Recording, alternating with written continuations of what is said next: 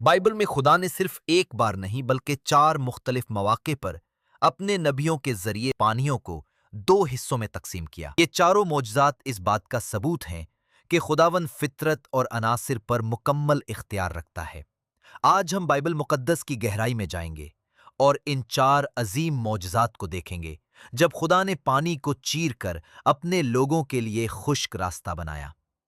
پہلا اور سب سے مشہور واقعہ ہمیں خروج کی کتاب اس کے 14 باب میں ملتا ہے۔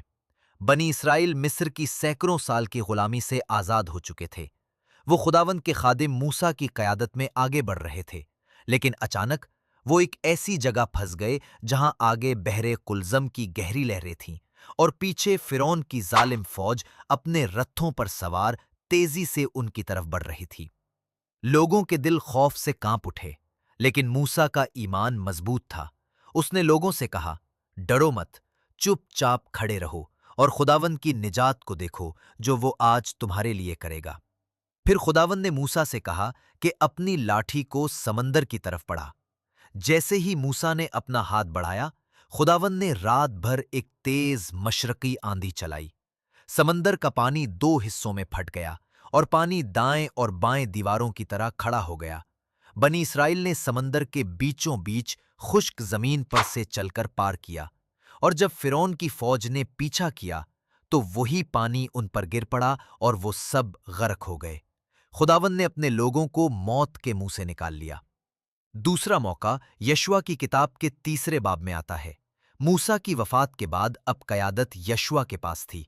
بنی اسرائیل 40 سال بیابان میں بھٹکنے کے بعد بالآخر اس زمین کے کنارے کھڑے تھے جس کا وعدہ خداوند نے ان سے کیا تھا، لیکن ان کے اور اس زمین کے درمیان دریائے یردن بہہ رہا تھا، اور اس وقت دریا میں طغیانی آئی ہوئی تھی اور پانی کناروں سے باہر بہہ رہا تھا۔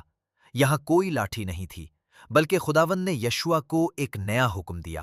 اس نے کہا کہ کاہن عہد کا صندوق اٹھائیں اور دریا کے پانی میں قدم رکھیں۔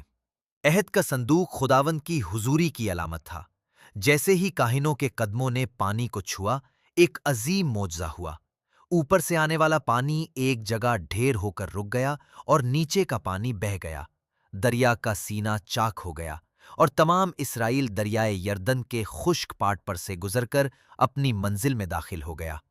یہ معجزہ اس بات کا اعلان تھا کہ وہی خدا جو موسیٰ کے ساتھ تھا اب یشوع کے ساتھ بھی تھا۔ سلاطین کے 2 باب میں تیسرا معجزہ ملتا ہے۔ خداوند کے عظیم نبی ایلیا کا دنیا سے جانے کا وقت آ چکا تھا۔ ایلیا اور ان کا شاگرد الیشا دریائے یردن کے کنارے کھڑے تھے۔ ان کے پیچھے انبیاء کے شاگرد دور سے اس منظر کو دیکھ رہے تھے۔ ایلیا کو دریا پار کرنا تھا، لیکن کوئی کشتی نہیں تھی۔ تب ایلیا نے اپنی چادر اتاری، اسے لپیٹا اور پانی پر مارا۔ چادر کا پانی سے ٹکرانا تھا کہ دریا کا پانی 2 حصوں میں پھٹ گیا اور دونوں نبی خشک زمین پر چل کر دریا کے اس پار چلے گئے۔ یہ معجزہ ظاہر کرتا ہے کہ خداوند کی قدرت اس کے نبیوں کے لباس تک میں کام کر رہی تھی۔ پار جانے کے بعد آسمان سے آگ کا رتھ اور آگ کے گھوڑے آئے اور ایلیا ایک بگولے میں آسمان پر اٹھا لیے گئے۔ چوتھا اور آخری واقعہ بھی سلاطین کے اسی باب میں فوراً بعد پیش آتا ہے۔ ایلیا کے آسمان پر چلے جانے کے بعد ان کی وہ چادر زمین پر گر گئی تھی۔ الیشا نے اس چادر کو اٹھایا۔ اب وہ اکیلے تھے۔ ان کے سامنے پھر وہی دریائے یردن بہہ رہا تھا۔ اب الیشا کو ثابت کرنا تھا کہ خداوند کی روح جو ایلیا پر تھی اب ان پر آ چکی ہے۔ الیشا دریا کے کنارے آئے۔ انہوں نے ایلیا کی چادر لی اور جیسے ہی انہوں نے پانی پر چادر ماری، پانی ایک بار پھر معجزانہ طور پر دائیں اور بائیں پھٹ گیا اور الیشا خشک زمین پر چل کر واپس آ گئے۔